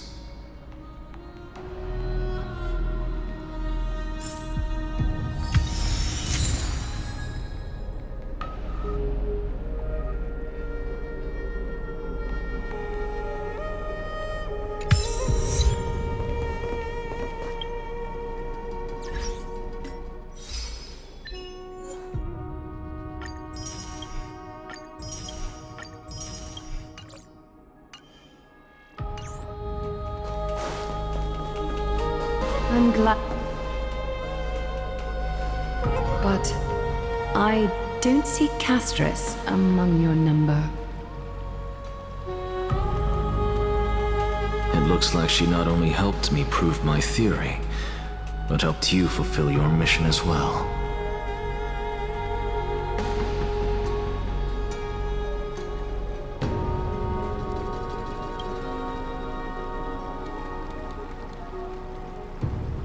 She might not have been able to change her fate, but she still wrote the final verse of her epic herself.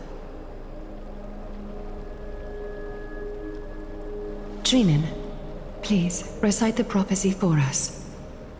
Trailblazer, please surrender that scalding cool flame for us as well.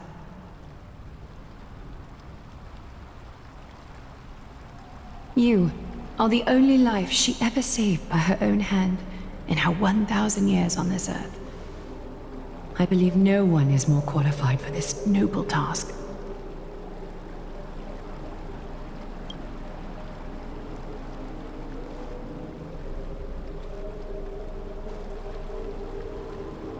O gods who have returned, and gods who are still watching, today we bring you a soul laid bare. The Hand of Shadow, Thanatos, remembered their name from the past. From daylight they came, and to their fragrant dwelling they return, to walk now among your ranks. And there was one who joined hands with the Titan, a traveler risen from the dead, and reborn among mortal kind. She is the everlasting night, and shall now proclaim in her good name, O Majesty of the 12 Titans, pillars of the world, we seek your divinity to mend the rifts of the world. Fill our bodies with blood of gold till we wither in willing service to the prophecy. Step forward, trailblazer from beyond the sky, and together with us, surrender the core flame and carve their star into the sky.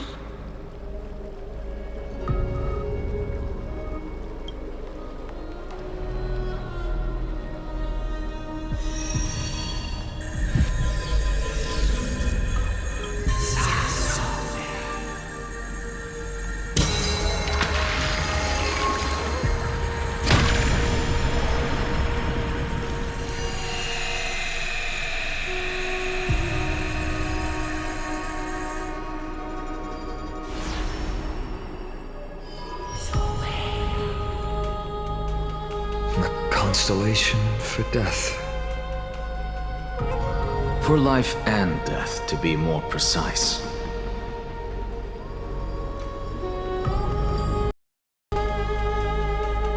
Look! It's...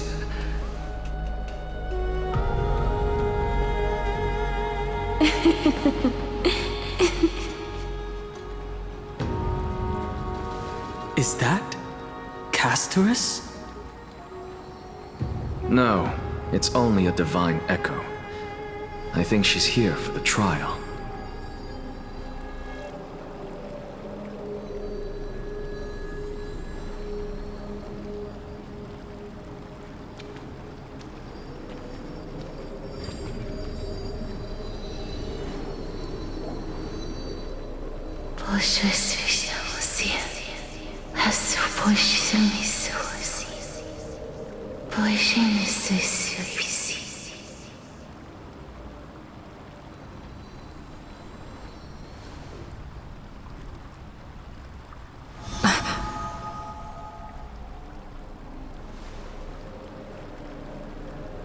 What did she say? That's the language of the Titans. Castorus... No. The Titan. They said... I have illuminated the cold shadow of death. Onwards. For your path to the future is bright and its flame eternal.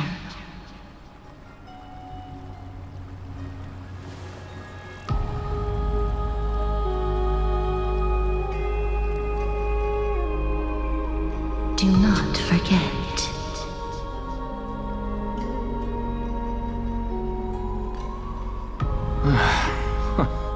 She made quite a scene. I suppose it's my turn now. I won't stop you. Professor, you...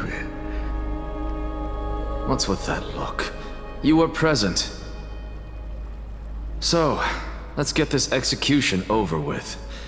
We wouldn't want to bring shame to Akima's divine laws or keep me from creating a new world. You never change, do you, Professor? I don't understand. If your theory is correct, you'll lose all memories of your past life once you become a Titan. So what's the point of becoming a god? Of course there's a point. Even if I forget who I am, I'll still have my brilliant mind. It goes without saying, I'll find a way to retrieve memories of my past life. Besides, I still have you, don't I? I still don't really understand what you said during the assembly. Even if it were true, things forged from memory could never be the same as the original anyway. Then allow me to tell you right now that you're wrong. What exactly are we? My answer is that the Chrysos heirs are the future Titans and vice versa. Of course, this answer only applies to us. So, what are we when it comes to regular mortals? The very essence of the world, our souls, are tiny invisible seeds that hold records of each person's memories of the world. And we are the buds that sprout from these seeds to grow into great trees. Is that what new sporism means? Correct. Once our physical bodies are born, we become new extensions of the world. From there, we plant our seeds into someone's memories, and then scatter them into the hearts of countless people in the future. Just as seeds are affected by their environment, so too will our appearances differ across memories. But the partial memories we carry will always be the same, because that is just how the world is. To destroy our very existence, one must destroy the world itself. But we have someone who will still live on with his perfect memory. That person is you, child of Kefali. This is what it means to be the world-bearing Titan. So, carry everything of this world and live on. Don't disappoint those most precious to you. Don't disappoint Lady Goldweaver. And especially, don't bring dishonor to my theory. Anaxa, I swear to you, I'll lead everyone to our reunion in the New World. Good. That is all I have to say. Farewell, everyone.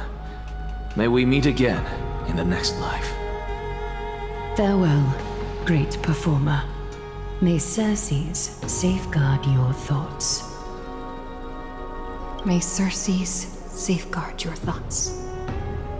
Are you satisfied, Honorable Titan? Very.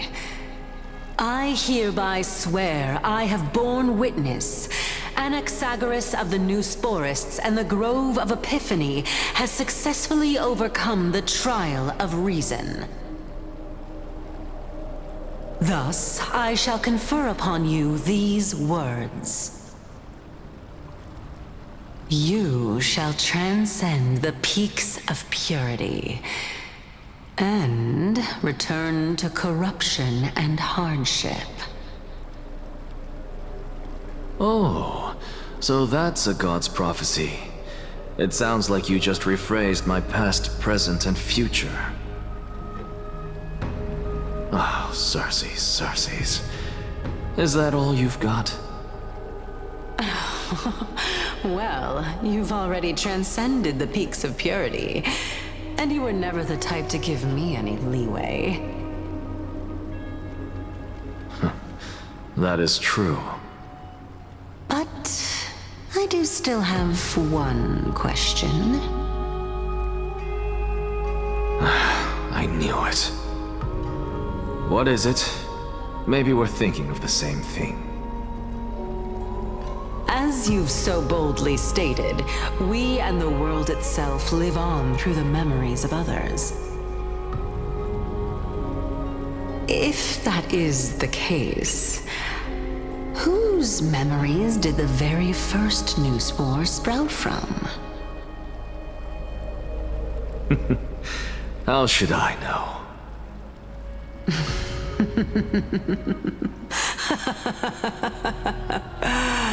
Oh my. But, since we are both equally curious, we should allow the children of humanity who come after us to investigate in our stead.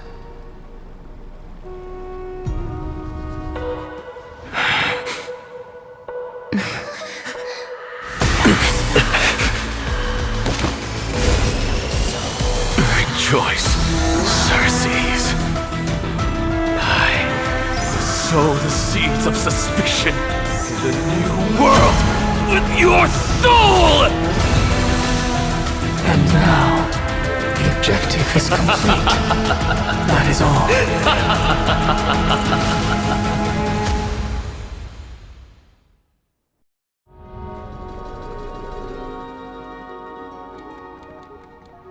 Thankfully, she's still alive. Was March 7th also in this condition when she was first rescued by the Express? But she still woke up naturally. Looking on the bright side, that might happen this time as well.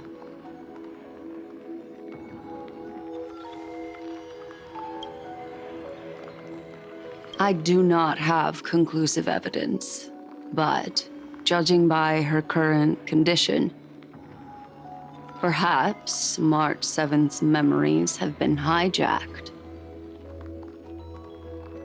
Think about it, Miss Himiko. What will happen when someone loses their ability to remember?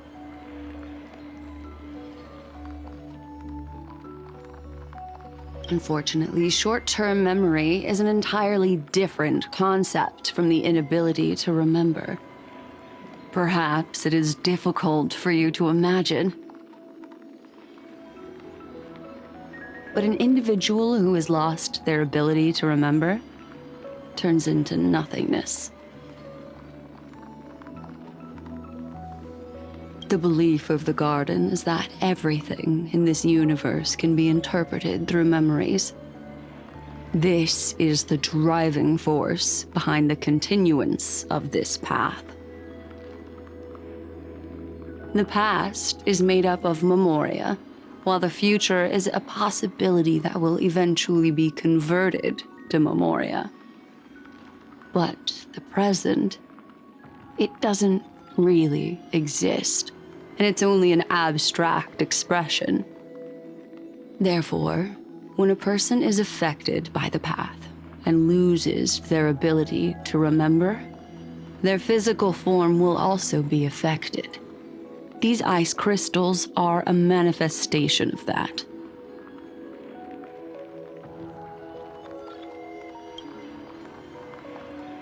Is Miss Himiko suspicious of me? In other words, now is the time for me to prove my innocence. That's not a problem, of course. The true reason behind my intentions is that Amphorius holds special significance. For some memo keepers of the Garden with extremist views, it is a perfect example. A world that can only be seen through the Garden's mirror means that memo keepers have the right to keep the world in their private collection. If those Pathstriders of Remembrance were to uncover the secrets of Amphorius first, they might unleash their wild ambitions and remodel more worlds into a similar form. I chose to remain quiet before because I did not want to involve you in the Garden's internal conflicts.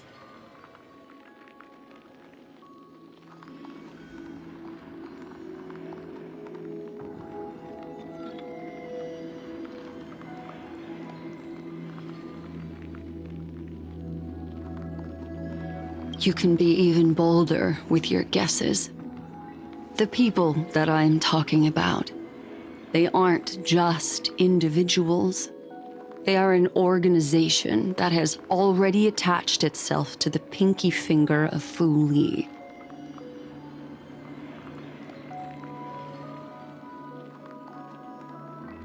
I cannot be certain, but at the very least, they are capable of doing so. I am deeply sorry about what has happened to March 7th, but the deal that I propose still remains a fair one. Amphorius is still an excellent destination, and investigating further might allow us to uncover the truth behind the accident. Miss Himiko, the wisest choice right now is for us to continue cooperating.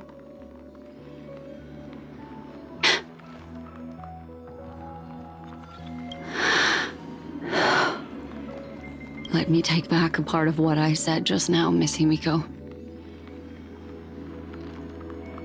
Although we indeed struck a deal, it seems like I have involved you in some unforeseen danger. Please accept my deepest apologies.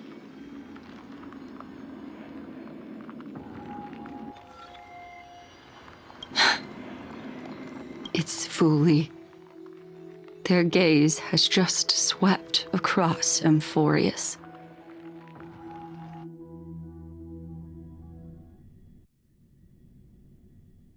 Oh, how interesting. I never expected a mere memo snatcher to be actually hiding so much inside her head. What's even more interesting is that the word Amphorius has appeared in her subconscious.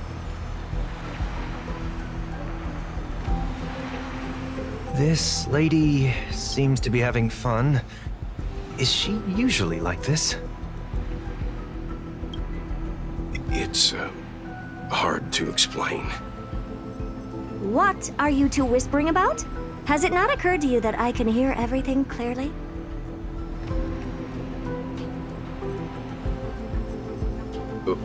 Please pardon me, Madam Herta. Would you mind sharing with us what you've discovered? The ones who need help are the Astral Express. You will have to put up with my methods, even if they are rather unconventional.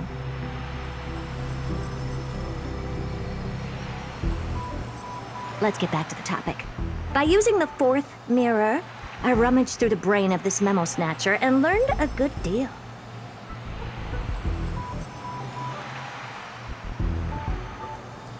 Not only does this person know of Amphorius, but there are also many memo keepers who are interested in the place.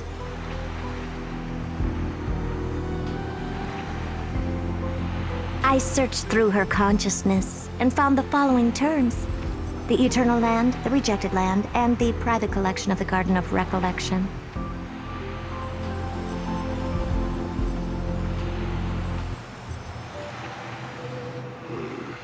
It seems like Miss Black Swan is indeed hiding some things from us.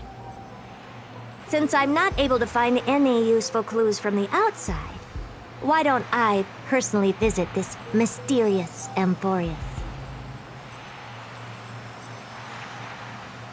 You're planning to head to Amphorius yourself? Yes, but not in the flesh like you all foolishly did. See these Herta mirrors? With them, I can project my data spirit entity to any corner of the cosmos through spatial warps, without even needing to leave my room. But of course, these corners of the cosmos must be within the coverage zone of inter-astral peace communications. After all, this is collaborative technology.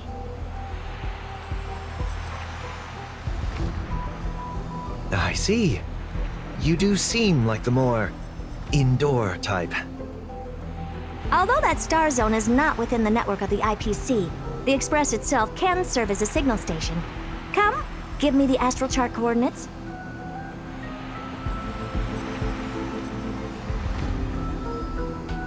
Then, sit back and enjoy the show.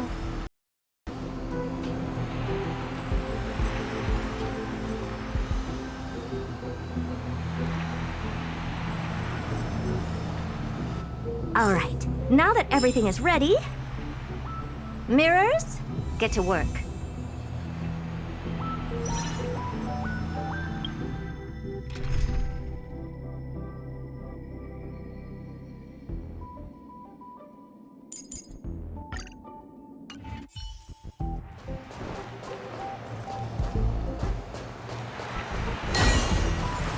First mirror, input the coordinates. You'll be in charge of the spatial warp.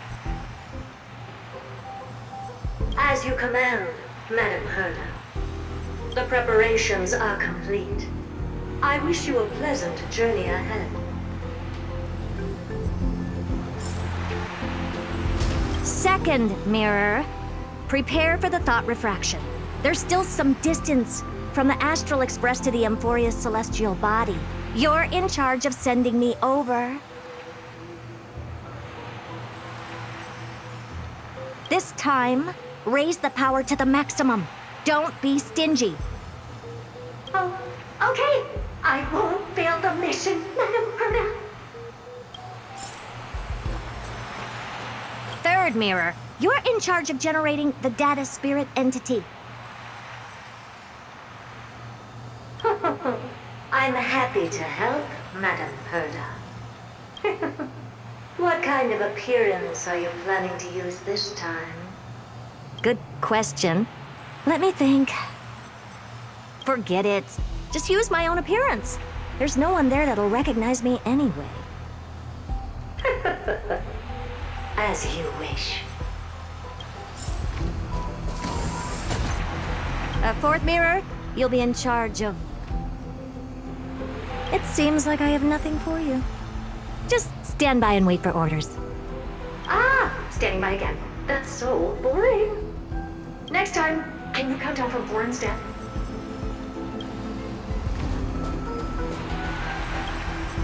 Preparation of the data spirit entity complete.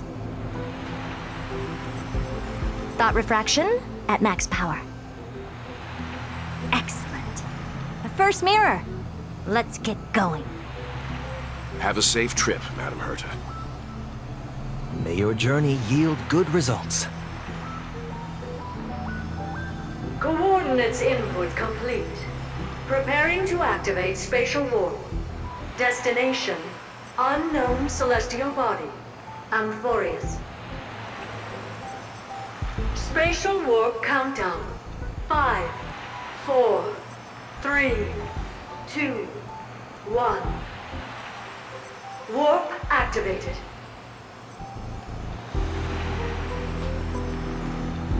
Oh! So that's Amphorius? Its appearance is, well, sure is unique. Second mirror. Prepare for thought refraction. It's time to send me in. All right. Please read the safety protocols carefully. Can't you hurry up? Yes, ma'am.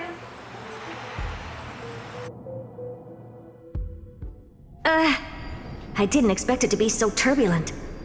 I should have asked the second mirror to use slightly less power.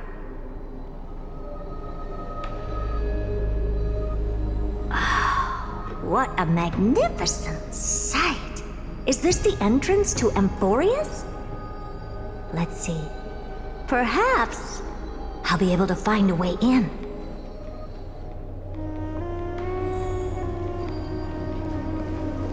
What's this? A statue? It's ugly. I don't like it.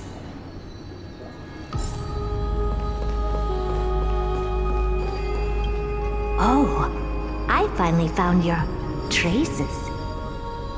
How esteemed must you be for the great Herda to come out personally?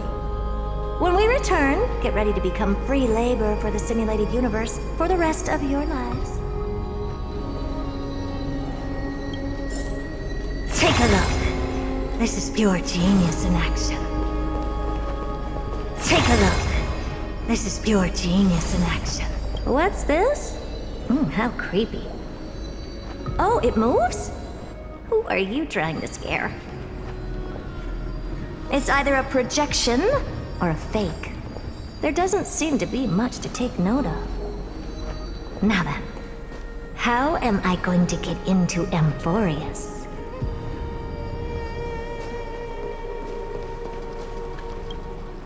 My deepest apologies, esteemed lady.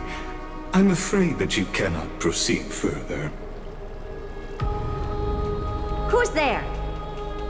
Your visit, although not part of my calculations, is a pleasant surprise. It's a pity that the preparations are not yet in place to receive you with the hospitality that someone of your status deserves. Are you not going to answer my question? Who are you? I have many identities, and I'm going to have even more in the future. But if you just need a form of address, you can use my common alias. Lycurgus. Lygus. All right, Lygus. But you can't possibly think that I'm just asking for a name, can you? Regrettably, I do not have the authority to share more information. However, standards are always flexible. While not violating the ultimate protocol, I'm able to disclose this piece of information. As you thought, this is the entrance to Amphorius. Now, please, kindly turn back. Amphorius is not a world that you should be involved with, regardless of what kind of magnificent achievements you have accomplished. This place will not open its doors so easily. You seem to understand me very well. Then you should know that I have no reason to listen to you. Your reaction is completely within my calculations.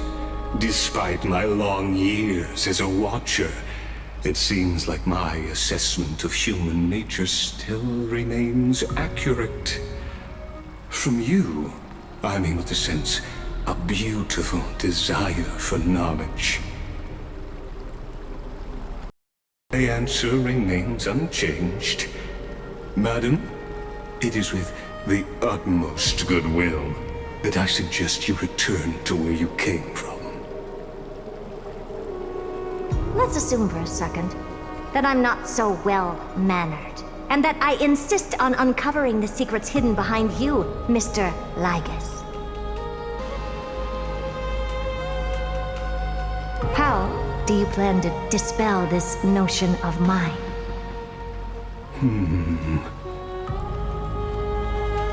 Within the scope of the ultimate protocol, there are 178,244 logic chains at my disposal to convince you.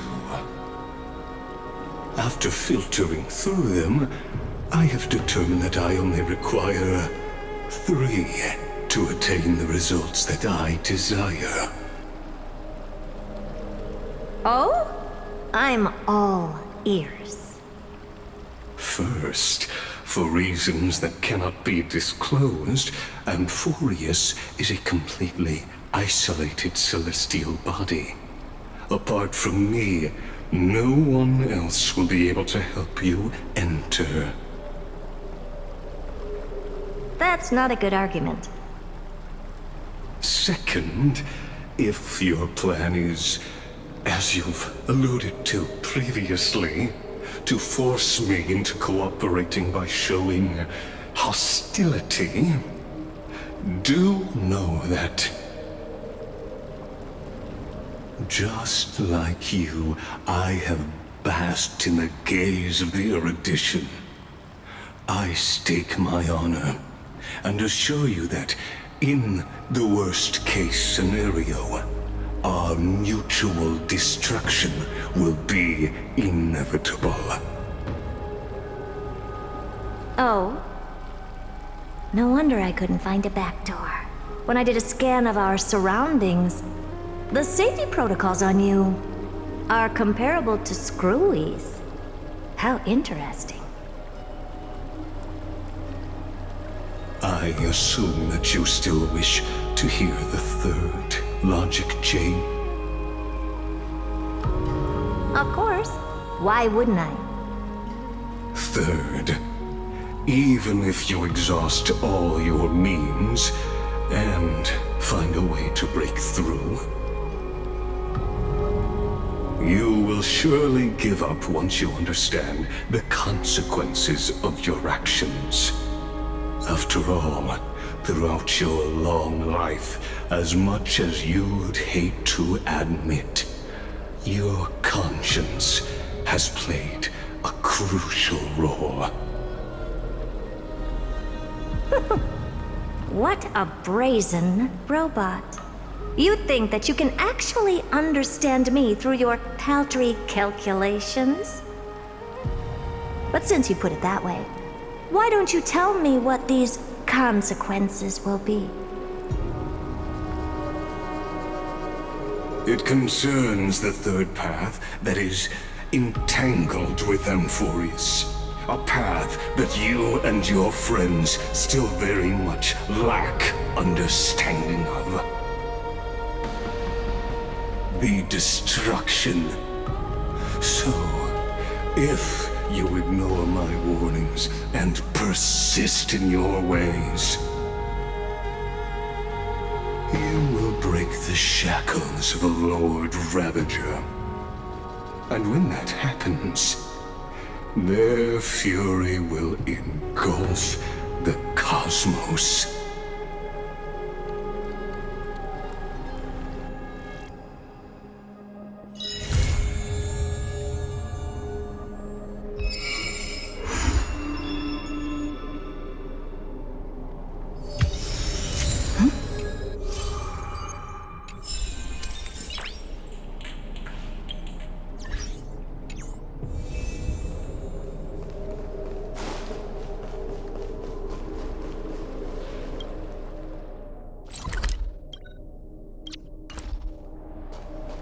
The taste of celestial emperor.